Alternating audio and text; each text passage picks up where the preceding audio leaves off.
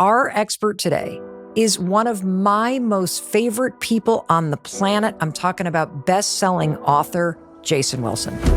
And Jason is here to talk about the surprising things that the men in your life are struggling with and probably not talking about. And today, you and all the boys and men that you care about are going to learn how they need to start showing up differently for the most important person in their lives, themselves. What keeps you up at night right now, Jason, when you think about the challenges that boys and men are facing? I'm concerned for boys now. They're overly anxious, apathetic, an extreme fear of failure. They're longing to be loved, not only by their mothers, but their fathers. What is it that is making men and boys' souls so weary? We're living performance-based lives. You want to become a human being, not a human doing. Say that again? When a man always says, I'm good, nothing's wrong, that's a warning. How do I do this? How do I reach my husband? How do I reach my son? How do I reach my brother?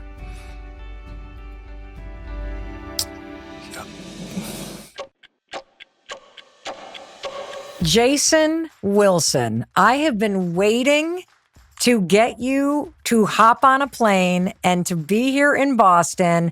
I am thrilled you're here. Thank you. I'm excited to be here. I'm really happy for you. I'm proud of all that you're doing. It's amazing. I've been a fan of yours, seemed like forever. And so to see all that you're doing and the impact you're making is really inspirational. So thank you, and I'm proud of you.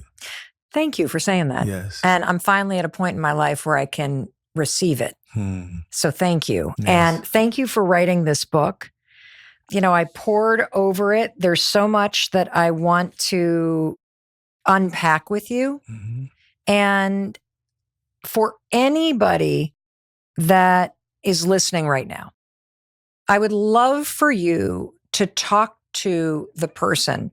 They may be in their car or at home or at work or taking a walk, and they've invited us along. Could you tell them, Jason, what they could experience in their life that could be different if they really take to heart all of the wisdom that you are about to pour into us today and they apply it to their life?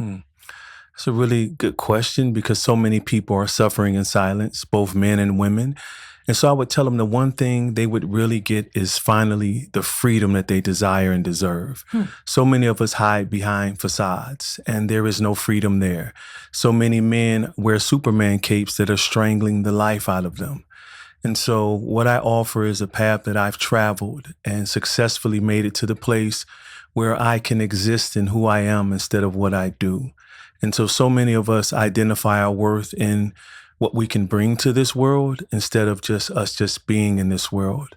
And so if they take to heart what we share in this time together, they can finally evolve to live from the good in their heart instead of the fears of how they'll be perceived. Wow. The sentence about not being what you do, but allowing yourself to be who you are in your heart. And I know that this is one of those conversations that is going to be shared all around the world. And if you could speak directly to the man who's listening or the young man who may be listening, who probably has never listened to this podcast, this might be the first episode that got sent to him by somebody that cares deeply about him, what will he get from this conversation and listening to you and your experience and your wisdom today? Every man I know, they're battling internally. And so this is war being waged, but they're losing. And so what I offer is the mental and emotional tools or weapons to win this internal battle before it becomes another external war. And as men, we know what the external wars look like. It could be divorce, marital discord, or just not getting along with your children, being impatient, giving your best to the world. And when you come home, you have nothing for your family. I know what that feels like. I know what depression feels like, but I also know what freedom from depression and anxiety and unresolved anger and childhood trauma looks like. But as men, we have to have that same masculine spirit that we have in protecting our families and providing for them as healing our own selves. The same vigilance it takes to work when you're exhausted just so you can provide for your family is the same vigilance you need to heal internally and to wage those wars against childhood trauma, the mother wound, the father wound, whatever it is that's causing you to lose in life. It's time that we learn how to fight the right fight. What I find so fascinating about you is you are possibly the most powerful, peaceful, calm presence in terms of how a human being shows up in a room and holds space. Like, you're the kind of person that you walk in and you have this unbelievable quiet power and you can feel everybody exhale. Wow. And when I hear you talk about your work, which we're going to get into, it is very interesting.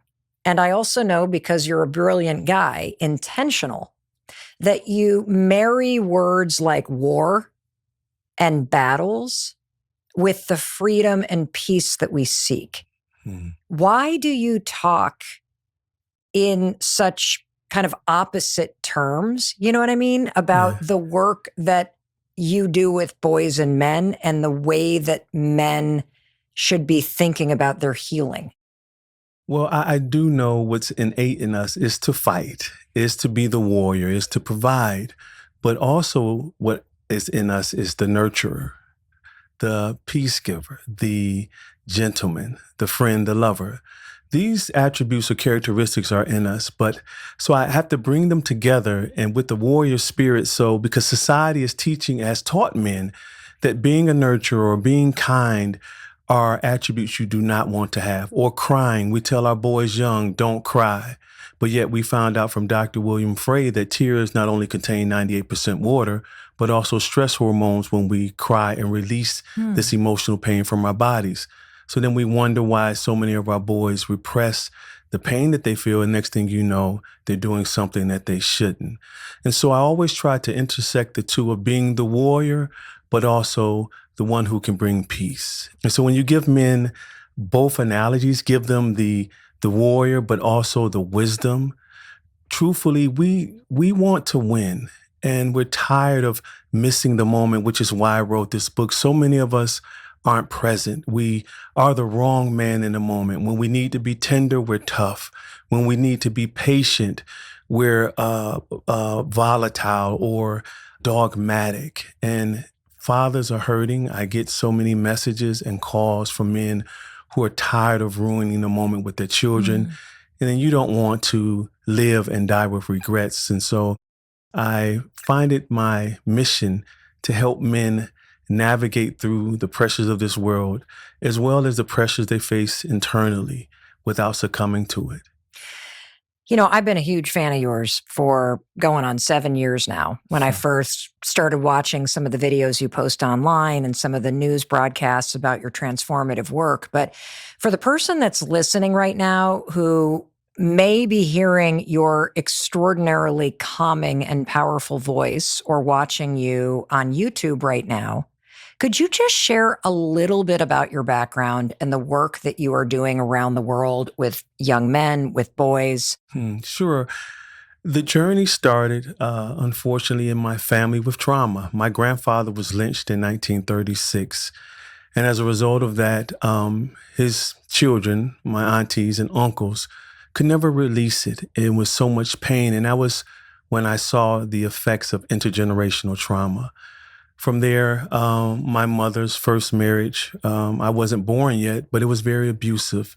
And she was beaten. Her husband, the father of my brothers, would slap them with the flat sides of butcher knives, shoot guns in the house, and again, punch her like a sack of meat. And in 1973, Mel, my brother Larry, our brother, was murdered. And my mother basically lost the will to live. She would tell me, if I wasn't born, she would have taken her life. And not for the community of people who surrounded her. I don't know if she would have made it out of that. And I wanted to share just that brief story because during that time, my brother and I needed a father, a man to help us navigate through that pain. But unfortunately, as men, especially, from the 1900s on, you're just taught and conditioned to provide and protect. But if you felt weakness, you were considered pusillanimous or weak, lacking courage.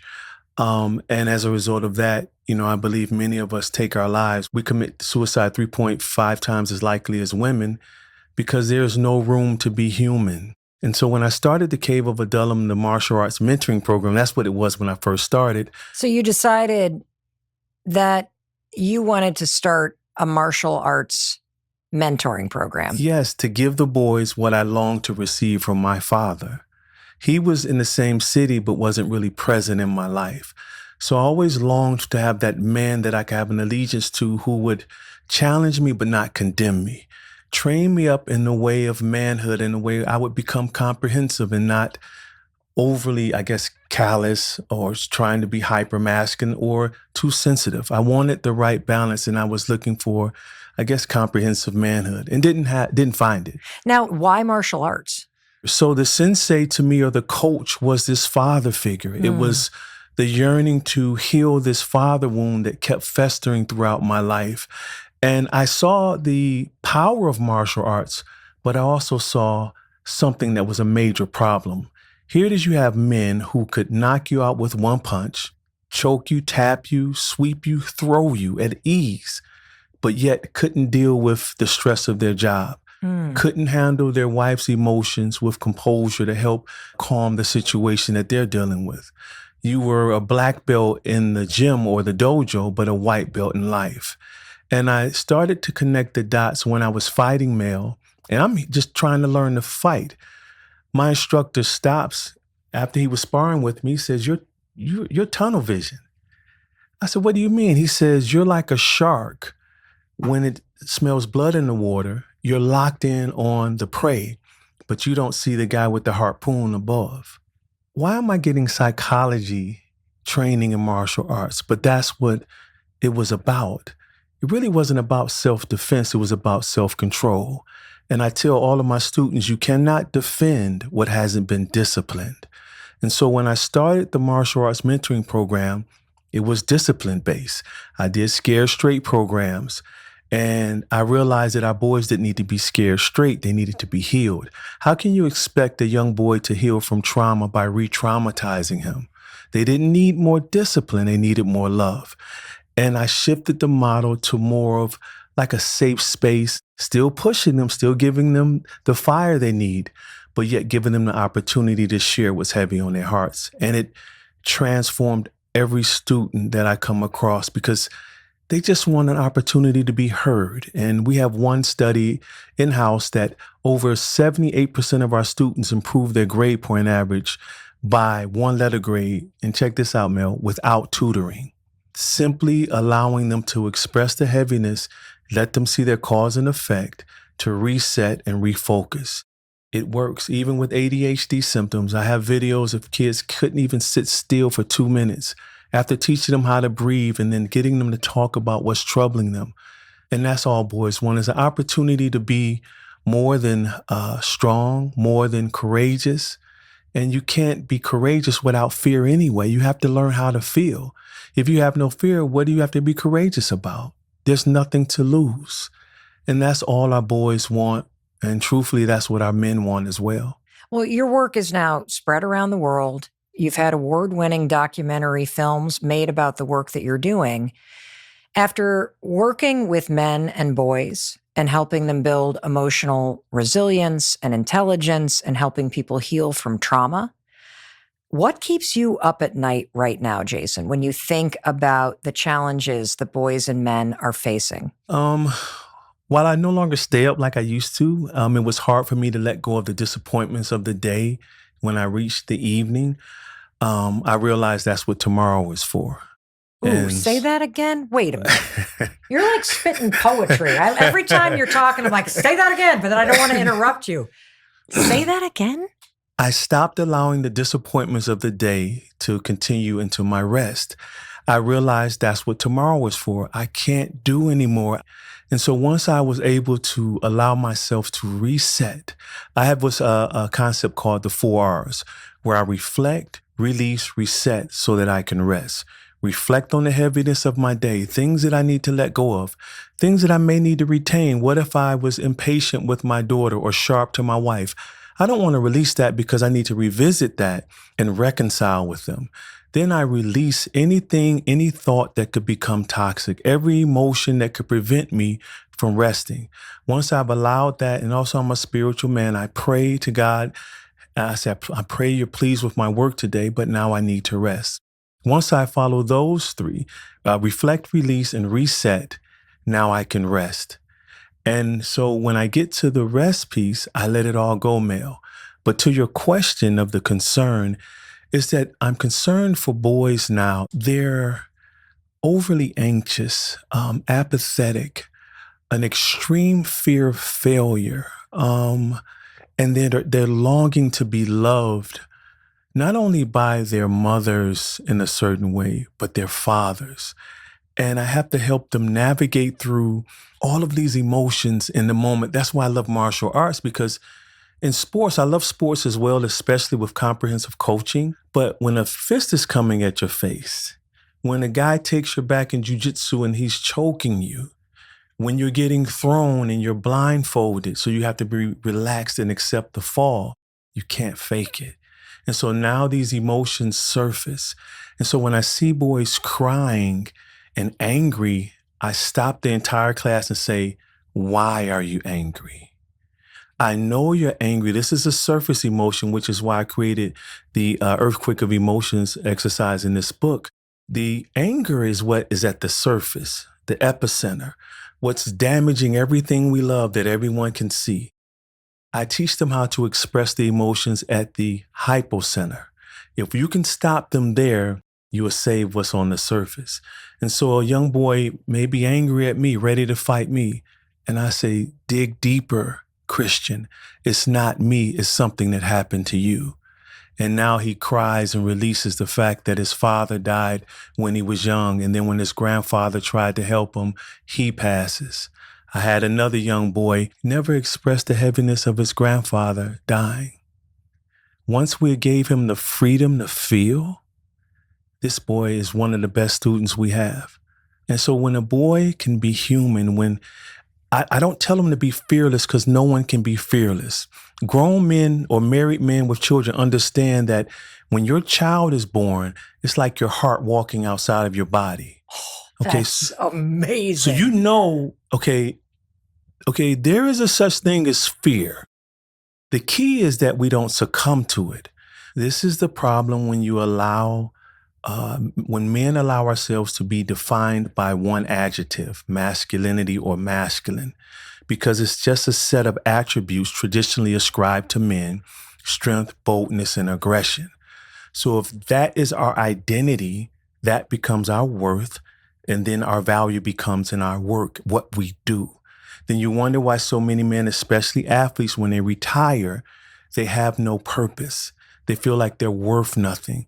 Men who are in their late 60s that I've talked to, I can't provide, I can hardly walk, because your worth has been in what you do.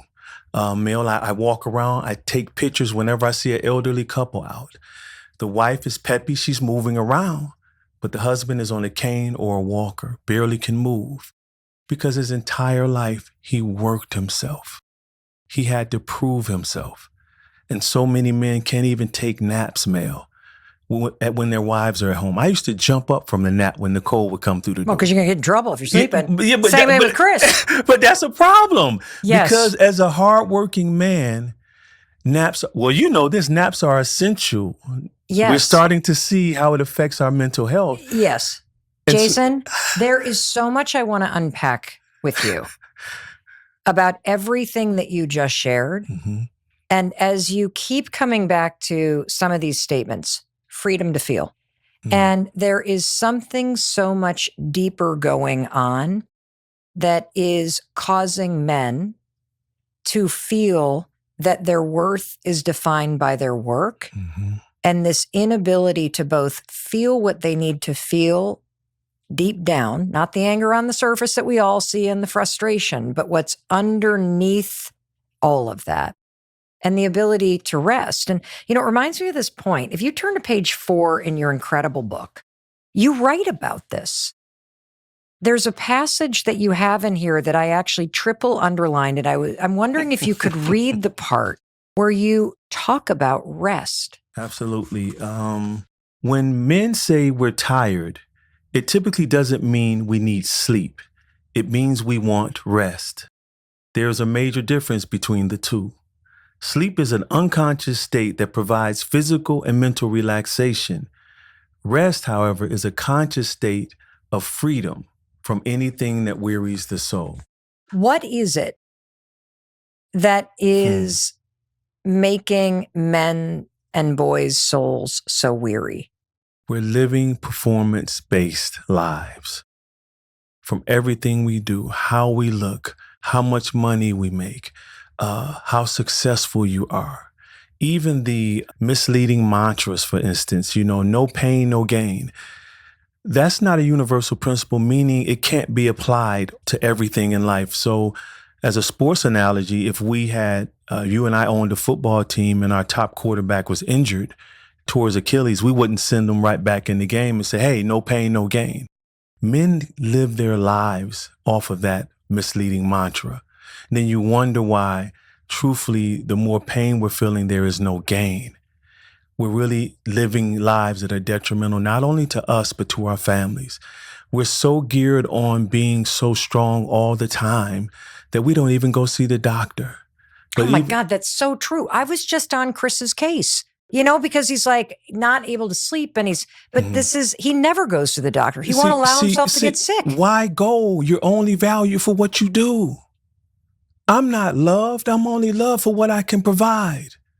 Why do you think most men, if you ask them, what do you want for Father's Day or your birthday? They say, I'm good, nothing. Because they're receiving something for just being. And that's the biggest plight I see with so many men. And it gets me emotional because they wear the facade like everything's good. Yeah. A lot of times families miss the forest for the trees. They miss the struggle because of the smile. When a man always says, I'm good, nothing's wrong, that's a warning. As men, if someone dies, we hug each other and say, stay strong. So subconsciously, we're programming each other that when we feel weak, we're not men. And say that weakness, that time is meant for us to rest and recover. Rest is not weakness or something that makes you milksop as a man. It's a restoration of strength.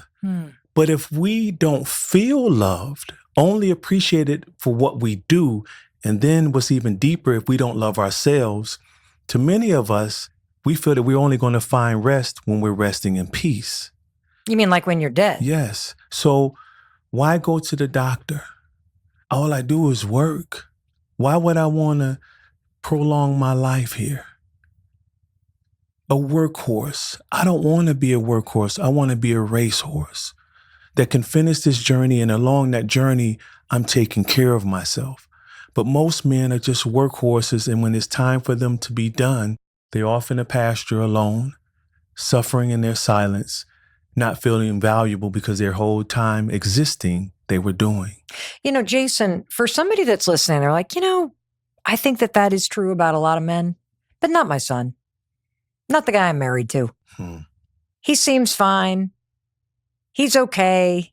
He's watching the ball game on the weekend. He's golfing. He hasn't lost his job. We're good. What do you want the person listening to know, particularly women, about the truth? Ask him, how are you really doing? Intently look into his eyes and hold his hands. How can I support you? I received a call from a close friend just 2 days ago, and it still affects me right now. He had told me for the first time in his life, he looked at his gun and considered taking his life. And I said, why hadn't you called me? He says, man, I know you got a lot going on as well. And so as men, we're so used to wearing the facade. When you see him, he's the most joyous man you'll ever meet. You would never think anything is wrong. But inside, there's so much trauma. And because we're taught that don't cry, stay strong, your family needs you, we're like, well, I need somebody. And then we believe that we're alone. That's the biggest lie we could ever believe, because When you get men together, and your husband Chris knows this very well, you put men in a room alone, they open up and start sharing the heaviness that they've been carrying. For instance, it doesn't have to even be trauma, but what about the father who has children who are autistic or have disabilities, and he goes to work crying every day and no one knows the heaviness in his heart? A friend of mine was telling me his son was just trying to brush his teeth, and the struggle of him just trying to do something that's so normal for many of us broke him down.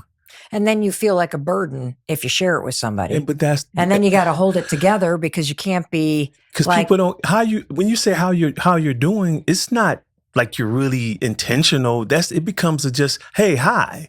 No, when I ask you how you're doing, I'm here for you. I've had people at restaurants, I say, how are you doing? Oh, you wouldn't want to know. Oh, yes, I do. Tell me. And I give them the space, you know. One of the takeaways that I have from listening to you so far is a very meaningful change that I could make is whether I'm talking to my son Oakley on the phone, right, who's off at college, or I'm talking to Chris at the end of the day, instead of being like, how was your day? Really intentionally recognizing that's a moment to create space to say, how are you? No, really. Absolutely. Holding, like Nicole and I exercise, our therapist taught us, is just to sit in front of each other, knees touching, holding each other's hand and staring into our eyes. No communication.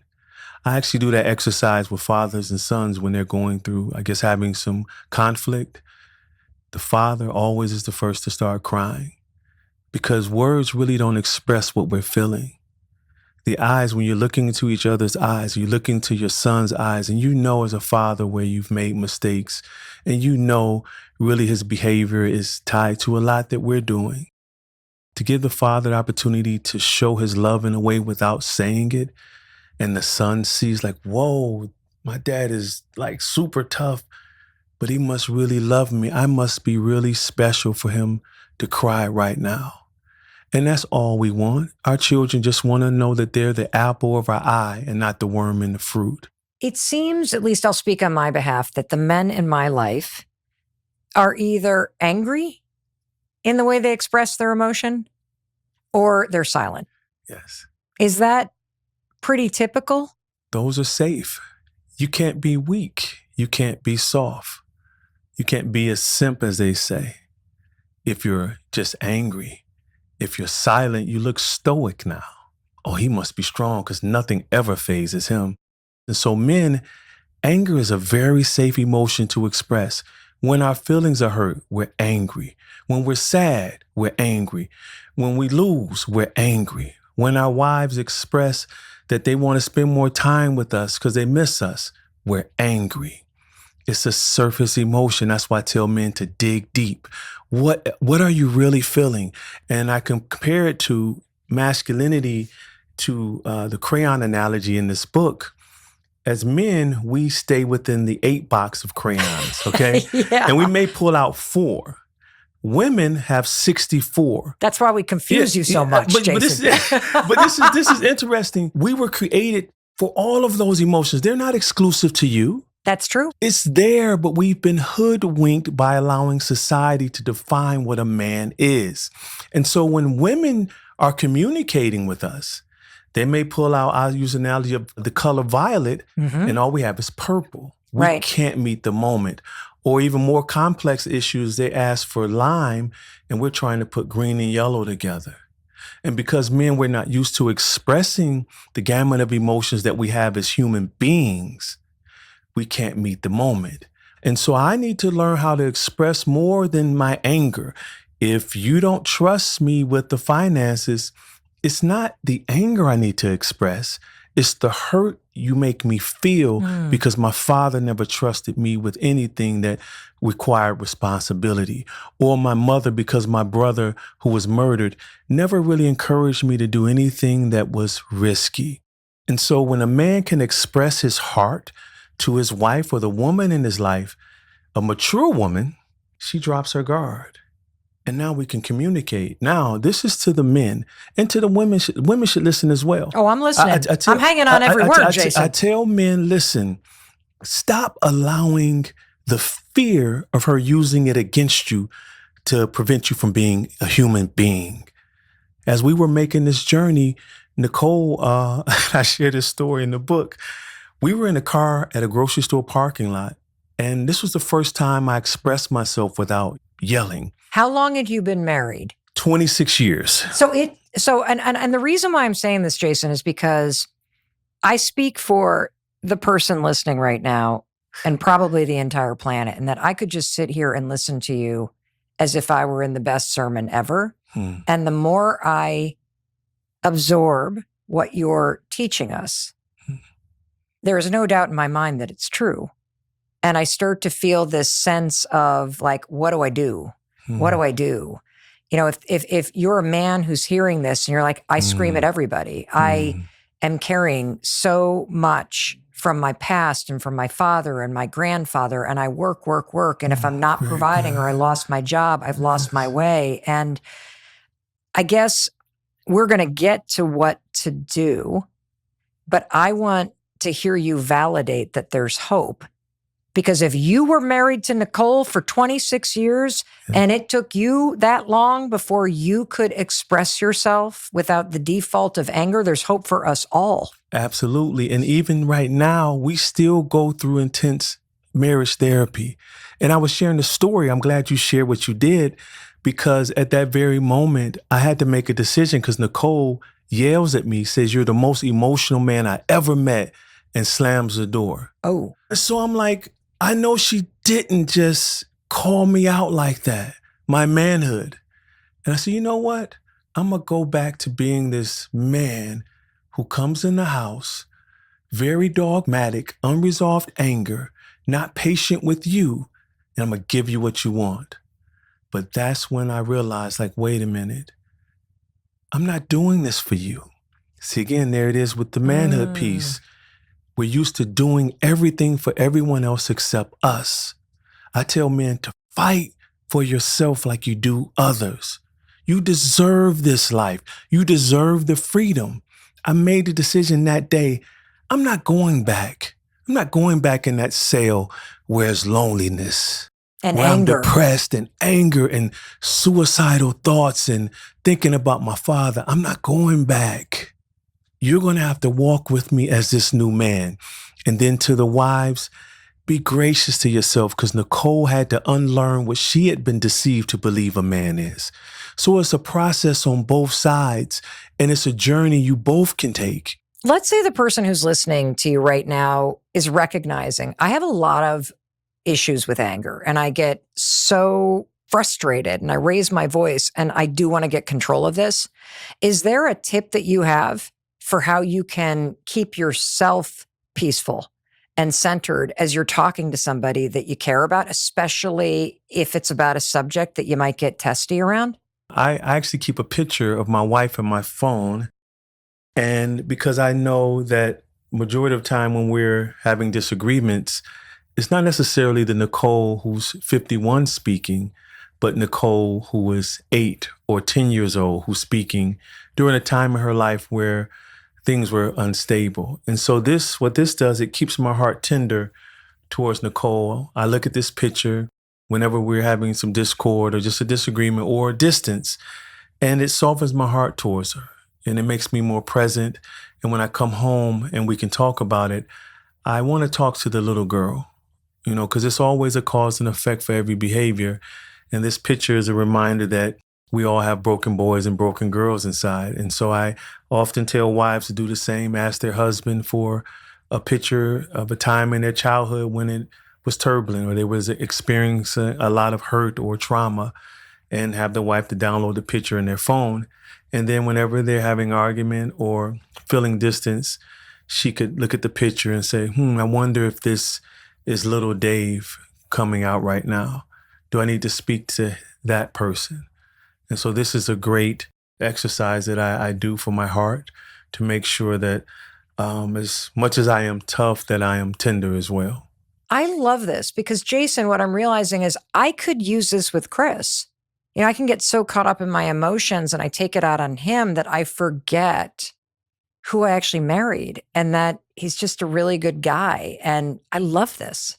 What are the surprising reasons that men are so angry that are important for the person listening to either understand, or if the person listening is a guy and you're validating their experience, for them to feel validated that they're not alone in experiencing this? I would say we want to be understood too. We want to be heard too. We don't like being made to feel that we're crazy for expressing a concern for something that's not a concern for you. Because if we were to do it, we'll be considered impatient or not loving. And as men, we just want to be heard. I can't tell you, often I would share with Nicole about an issue I would have with our children. And as a loving mother, she takes sides with the children. Oh, I do this all the time, Yeah. Jason. Did Chris tell you to say this? Well, I'm glad I'm saying it. And so I had to tell her, I said, but you didn't hear me though. You didn't hear what hurt me. I always acknowledge my wrong to my children. I'm not perfect. I just strive to be present. But you didn't hear my heart. You didn't hear how I felt when my son said this. And so as a wife, when you miss that, you'll say as a husband, I can't give her my heart. Well, and I think you just made me see for the first time that if your husband or your partner doesn't feel like you're with them, it means you're against them. And now all of a sudden, I didn't mean to, but I've just blocked you out of your own family because I've aligned myself with the interest of the kids in this opinion that I need to protect them from your anger versus taking a step toward you and allowing you to be heard and validated. And the same thing must be true with your son or your brother as well, because if you don't ever feel that your concerns or feelings are actually validated and you're always bossed around with discipline and being told what you're doing wrong and the constant nagging and pointing out, which is more of the do, work, provide, whether it's grades or it's wins on the football field or whatever it may be. Or the honey-do list. Or the honey-do list. Like now you're being reduced to the actions that you take instead of your experience. Yeah, and we're in it together, and there's nothing wrong with protecting the children. But you gotta validate the concern. That's the key. So sometime Nicole is the lion and I say, hold on, Cole, and it goes both ways. But to your point, you're absolutely correct. Is that, well, let me get outside of the mother right now and let me hear my husband's heart, because you want that as well. You don't want us to just focus on your words. You want us to hear what you're really saying. The most important things we miss, we need to focus on that. I often look at the things that haven't been said, her body language, Nicole's eyes, even how she's moving in communication. And it lets me know what I'm missing. See, I think you just actually shared the surprising thing that no one talks about. And I'm going to admit something. This is not going to surprise you, but it might surprise you as you're listening to me and Jason.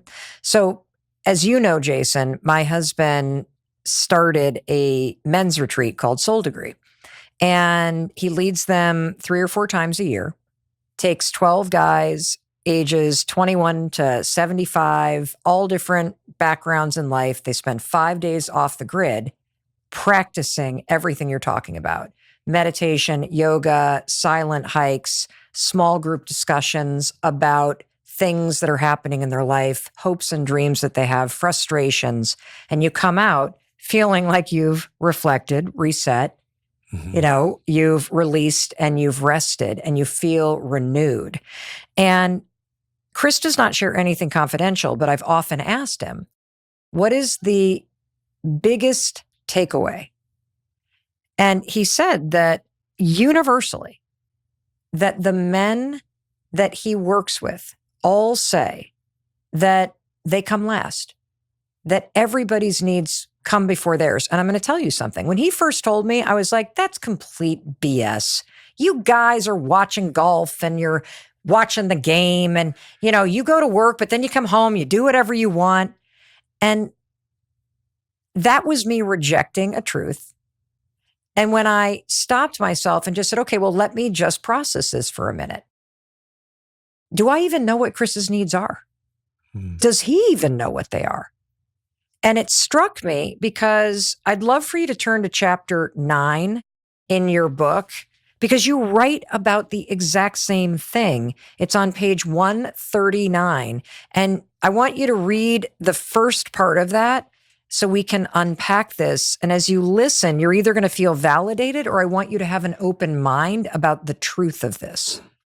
One of the most significant obstacles preventing men from breaking free from emotional incarceration and evolving into comprehensive men is the inclination to suffer alone in silence. This suffering persists because men often believe nobody cares. See, I think that's probably the biggest problem. Do you think that's true? Absolutely. It ties to that, we'll say, I'm alone. You're not alone. Well, and I'll tell you something else.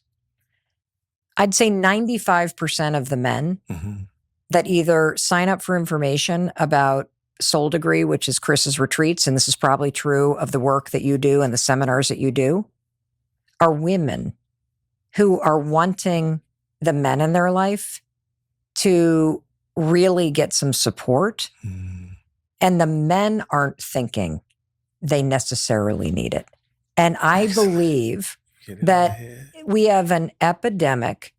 I see this with our son, who, I'm fine, I got it, would rather just soldier on than burden somebody else and not even sure what he needs. And so I would love to have you teach us, what the hell do we do? Because as I listen to you and I kind of think about, okay, I'm with you. And I see some of the mistakes that I make that are so subtle, but it's like death by 1,000 cuts that isolates somebody. How do you address anger in your son or your husband or your father or your brother? I mean, because if I bring it up and I'm like, dude, you seem angry. He's like, oh, I'm not. So how I'm not running a dojo in Detroit and getting people to, because you have this groundbreaking method that I would love to have you explain to the person listening. But then I want you to teach me, how do I do this? How do I reach my husband? How do I reach my son? How do I reach my brother? And I would love for you, Jason, to describe this groundbreaking method that you developed using martial arts and boxing to help boys in particular process emotion. And then we're going to get into, but what do I do at home? As men, we have to own what we're doing as unhealthy. Meaning, if we walk around with this looking like a superhero, we're going to keep being asked to do superhero things because superheroes don't sleep. They don't need a life. You don't need to go hang with your friends. We first have to remove the cape, leave it at the door, or better yet, put it in the trash and say, I'm a human being. I'm not to be treated like I don't need sleep. I'm impervious to emotional pain or anguish. And so as men, you have to first acknowledge that this life is not what I want. Can I ask you a question? Sure. I want you to give the man listening an assignment. And so what to do, I would tell him, first acknowledge that you're worth more than what you can do. When you get there, and when I got there, I was able to say, I can't do it today. I'm sorry, you may be disappointed, Nicole, but I won't be able to paint the living room until next month. Sometimes the most responsible thing you can do, my brother, is to let things go undone so that you can get some rest, so that you can not only be present for your family, but to be present for yourself, to be able to look in the mirror and say, wow, I missed this side here. This is hurting me. This is my father neglecting me. I need to revisit this. Maybe I need to go see a therapist or a counselor, or better yet, I may need to go see my father, because the last thing I would want to happen is for him to transition out of this place with unresolved hurt, pain, and emotions, and maybe trauma.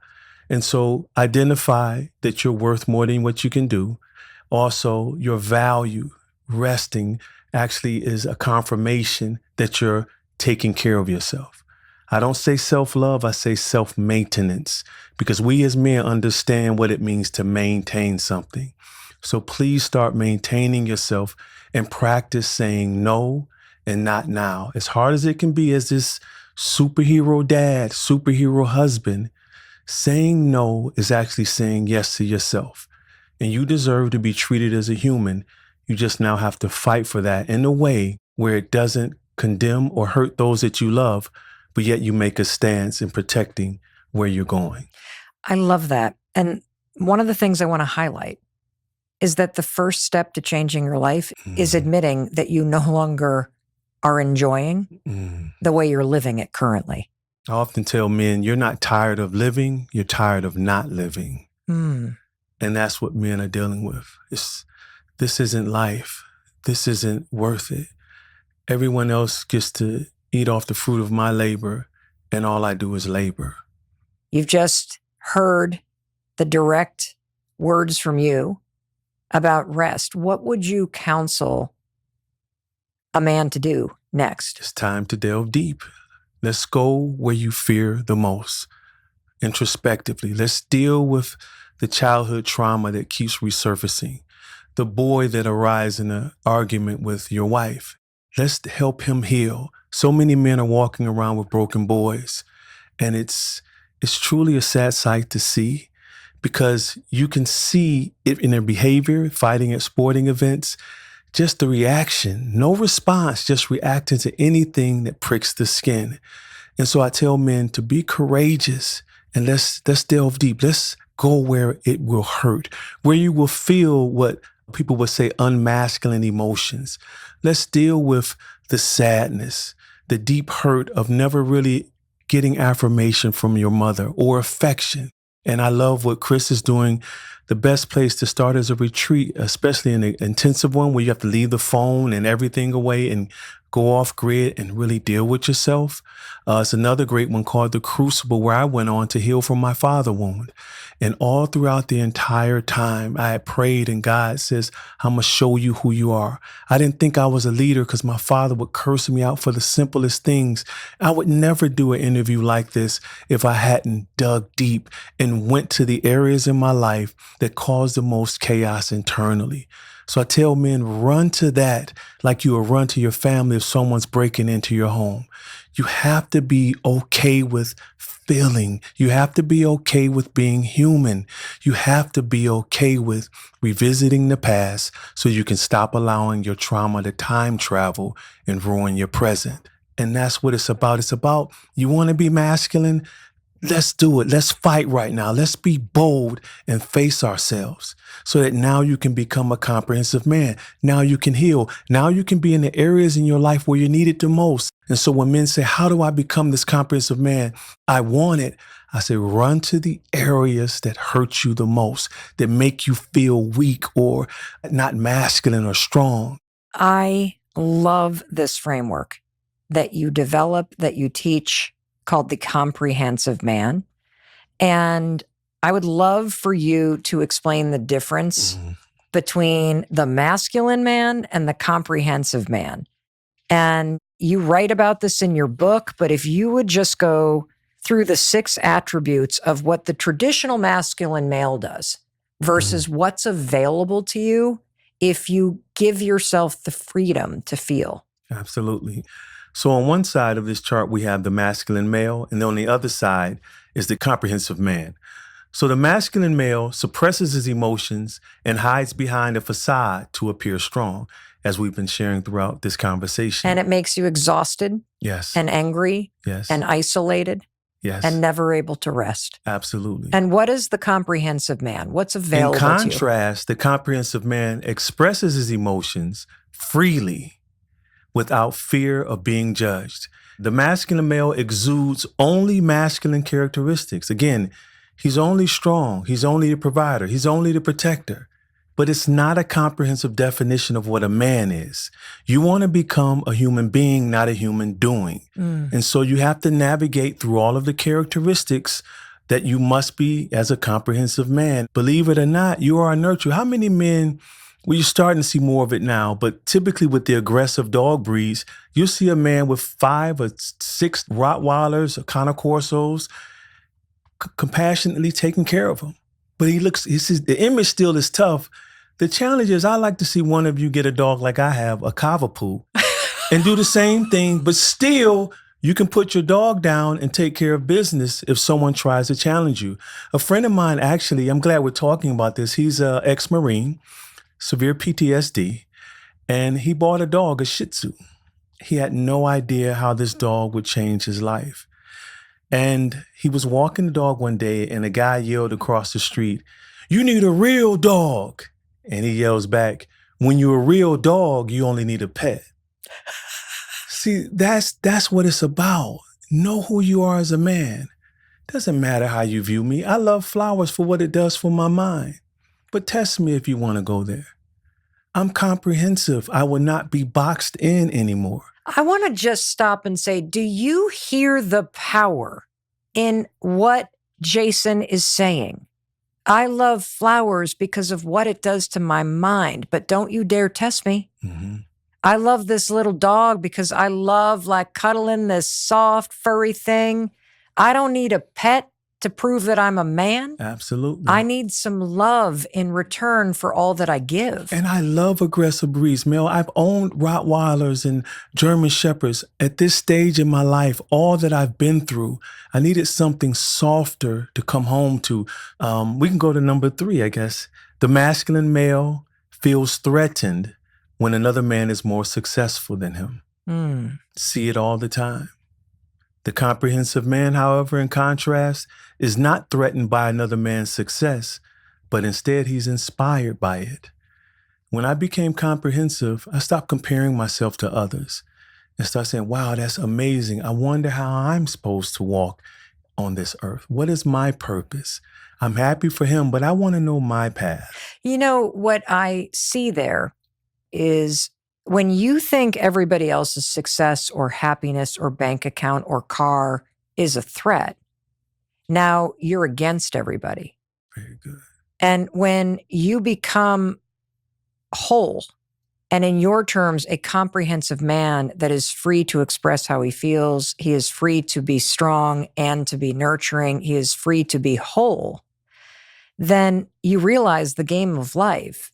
You're never against other people. You're actually playing with them. Absolutely. Which means it's not an individual sport where you're against the world isolated. You're actually on the field playing with a big team, and it's everybody. Very good. And oftentimes as men, we look at being an individual as being isolated. And this is a good one. This is why I put it here. The masculine male views women as subservient and sex objects. But the comprehensive man respects women and values their superior qualities. The masculine male feels fear, but will do anything to prevent anyone from knowing he is scared. The comprehensive man feels fear, but openly admits it, and thereby makes wise life decisions. You cannot beat an opponent you deny is very there. good. And so when you recognize that you're afraid, you now open up the opportunity to remind yourself that you have the capability and the capacity to figure it out. You triggered a memory of a viral video from the cave. One of my students wanted to be a robotics engineer.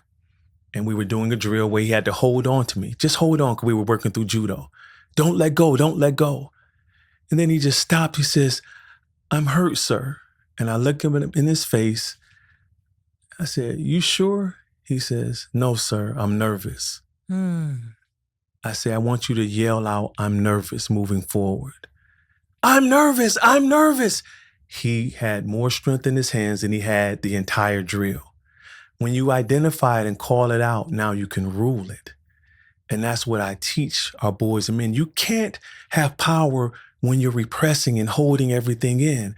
Eventually, it's going to implode or explode. It's going to come out.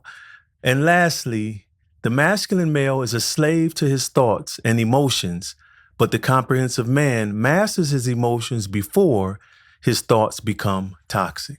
If the person listening is worried about their son, Because I know there have been plenty of times where Oakley seems bottled up or bothered by something going on or angry about something. And I'm like, so how are you doing? He's like, fine, and doesn't want to talk. What do you advise us to say if we want to reach our sons, but they're not talking to us? First thing is respect their world. And I've been guilty of saying, wait till you get a real job, wait till this happen, then you understand what pressure is about. Once you've done that, you've put a wall up between you and them. The truth is they're experiencing more pressure than you and I did growing up at their age. So acknowledge that what's big to them should be mammoth to you. Ooh, I love that. What's big to them should be mammoth to you. Should be mammoth to you, because we tend to, it's not that big of it. You'll get over it. Like I dealt with it and I turned out fine. When I work with kids who are on the spectrum, I join their side. I try to become them. If you drop this pen, it may sound like a bomb to them. Whoa, how loud is it? Really, Michael? Man, how do you deal with that? Connect with them on their world. Do not impassively dismiss your children. Once you do that, you potentially risk losing them. Number 2, don't worry about perfection. Worry about being present. So often as parents, we think their behavior is attributed to something we did or didn't do. They have a life outside of us. We're not there 8 hours of their day. We don't know what's going on. They can bypass us because they have the cell phones now. Worry about being present. When my son is quiet and shuts down, it hurts me because I love my son, but my goal is to be present. So I come to his room, the door, and say, hey, do you mind if I lay down and just read? I just want to be around you, but I don't want to, invade your space. He said, oh, sure. His quietness, his being reserved or short didn't have anything to do with me. I've never actually done that. I didn't say a word to him. I just lay down next to him. The power of my presence speaks a love that my words could never. And it makes a major difference. Another thing I tell parents is, what could you live with? Because a lot of parents are like, well, I'm just going to let them do it. I'm tired of this. Never let your children just be. It's too dangerous. What do you mean, what could you live with? Could you live with receiving a call that one of your children overdosed? No. That's what I mean. Or could you live with humbling yourself, feeling like you're stretching yourself beyond what it means to be a parent just so that your son or daughter can heal, just so that they can have someone to talk to? Are you willing to inconvenience yourself and put your job down to lay in a room with your child? Or even better yet, hey, can we just go take a walk? Mommy's or dad is going through something as well. I advise, especially like businessmen, that take a walk with your children, leave the phone at home. It's amazing what it does for the relationship, because in that moment, they're the most important thing in the world. Dad or mom just stopped everything for me. When our children know we love them, they're unstoppable. They don't need the world's affirmation. Believe it or not, studies prove that we're the most influential figures in our children's life. That's hard to deal with as a parent, because like, man, I'm dropping the ball sometimes. And so I said, what could you live with? I couldn't live with that with my son, knowing that he's going through all of that and the pressure gets him to do something that could hurt himself. I'm going to do whatever it takes to stretch myself to love him. Apologize more than try to be right. I'm sorry, son. I didn't mean to hurt your feelings. I'm sorry that I didn't intend that way, but so what? Because my intentions, if it still hurt you, I was wrong. Do you forgive me, son? How can we move forward? You're the most important thing to me. I love you. When we as parents can deny ourselves of ourselves, because our children, that's what matters the most, not what you're doing here, what I do. When we're older, sitting on our front porch, the most important thing we're going to think about is how are our children? Not this podcast, not our jobs, not what we've achieved for the world, but our legacy. Thank you for sharing that. So Jason, you said if there's an opening that you want to create. Well, if I do want to create that opening, whether it's with my husband or my son or my brother or my dad or any guy in my life, are there certain words I should use? I mean, how do I create that opening with somebody that's shut down? In fact, can you speak directly to a woman who's listening, who really wants to create that opening, but just doesn't even know how to begin the conversation? I encourage you first to do one thing is I tell women all the time, it's very difficult for you to train your husband or to help him because remember, he's been conditioned that coming to you or showing any side of weakness makes him less of a man. It's not you, it's how society has, well, he has allowed society to define him. So first, don't blame yourself thinking it's something you're doing or not doing. Understand it's a part of the culture. Secondly, I advise every woman who asks me this question, go to my social media or YouTube, better yet social media, and send him a reel of something that I say that may strike a chord with him. Say, this came across my feed. I think you may be interested in this. This is very intriguing, and allow him to follow the rabbit trail. It almost always happens because as men, we all long for the same freedom. And that's the freedom to be human, the freedom to express the things that are wearing us down that we carry every day, seemingly for everyone else, when we can just release it and find a new life. And lastly, live from the good in your heart, the desire that you have. Allow yourself to freely love him. And when he opens up, never impassively dismiss his emotions. Always listen intently as if he was your beloved son or your best friend. Try not to have a lot of input at all. Embrace it, the moment. Be thankful that your warrior has opened up and that there's a possibility now that not only he could become a better husband and father, but yet your marriage and family will blossom. And then I have another one I can't leave out. Never try to change the weather. What does that mean? As caring and well-intentioned wives often do, you want to make things better. So when your husband finally opens up, you'll say, hey, babe, it's going to be okay. It's not that bad. When clearly it is. That's dismissive. Men are warriors. We want to fight. Sometimes we need to sit with it. So for you to say it's sun shining and we clearly see it's raining doesn't help. When my wife comes to me and say, Jay, I don't know how you do it, but I'm proud to be married to a man of your strength and character. I couldn't imagine having the weight that you have, how you try to love me and how we argue. And even when I'm wrong, you try your best or your job. When you affirm a man that way, now you're feeding into the masculine warrior side of him while also affirming the nurturing, the compassion, the love that he needs from you. And now he becomes more open, like, oh, wait a minute. So me opening up is actually increasing her respect for me, is actually making me appear stronger. Women, never forget, you have a great influence. Boys don't fight when people talk about their dads. They fight when they talk about their mothers. When a wife undergirds a man with those type of words, the calming touch, rubbing his scalp when he doesn't expect it, when he takes a nap and he jumps up, you come and put your hands on his shoulders. Hey, lay back down. You had a very long day today, and I need you to take this rest in. As a man who lost his mother, I tell you the truth, when Nicole does that to me, she is my replacement, the nurturing for what I miss from my mother. You know, speaking of moms, we have a lot of them writing in who are worried about the 20-something sons who are failing to launch. You talked about this earlier. What do we need to know about what's actually going on when you see a young man struggling like that? Well, first thing, when I talk to younger men that age, you understand they don't have mentors. They're in a rough spot because the mentors now are trying to do their own thing and they don't have time to pour into these men, these younger men. So imagine being in a world where everyone says, be a man, but you don't have one there faithfully teaching you how to be one.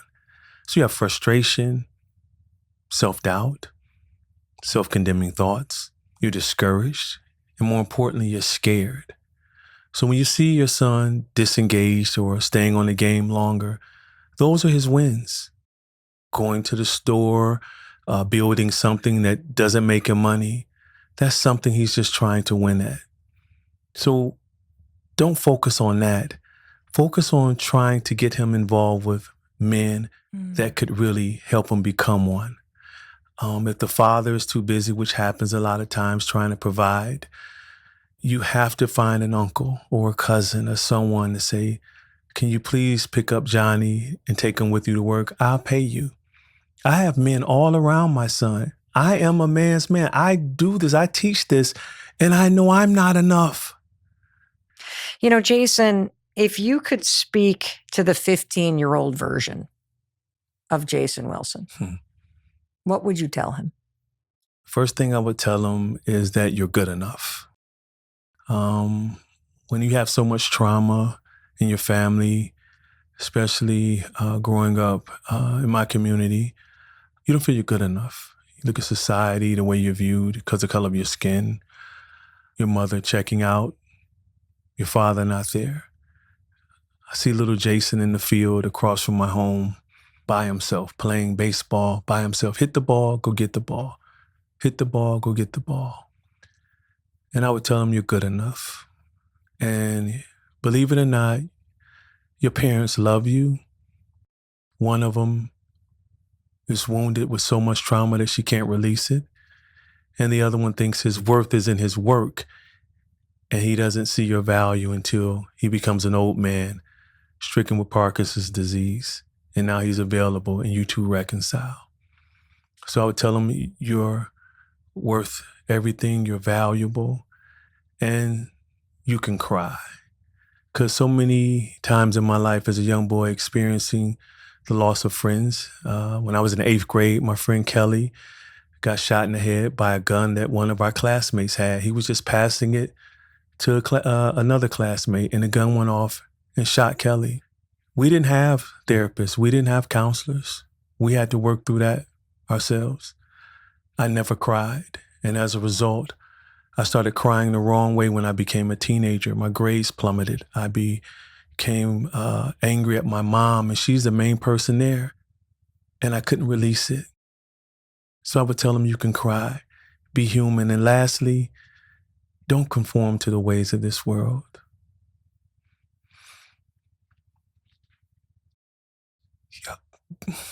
Excuse me. Be you. Live from the good in your heart, Jason. If not, it's going to lead you in areas where you're going to put your life at risk. I almost died 3 times trying to be something my heart was too big for. Like Tupac said, I wasn't a killer, but don't push me. And I tried to wear the suit of a thug. And I made an acronym for it after becoming a mature man that thug is a traumatized human unable to grieve. And that's all I was. And I fit in and had guns to my head before mail. And I probably wouldn't be here if not for the grace of God. And so I would tell Jason to don't try to fit in. Follow God. Follow your calling. You're unique. Don't conform. And then you'll truly carve out your way. And in the end, Jason, you'll heal. You'll find freedom. Your father, you'll finally hear at the age of 37 that he loves you. And you'll finally get the affection from your mother that you longed for young. When she finally gets dementia and can forget all the trauma she's been through. It wasn't until my mother lost her mind that she could actually experience life because she could no longer remember the trauma. So I tell them to be hopeful, become comprehensive. I love you, Jason. Love you too. And I mean that. I really do. And I think that acronym for thug, I think that there's more people than not who are traumatized humans unable to grieve walking around. And if you look at another person like that, you can see them with a whole lot of compassion, because I think when you feel unseen or invisible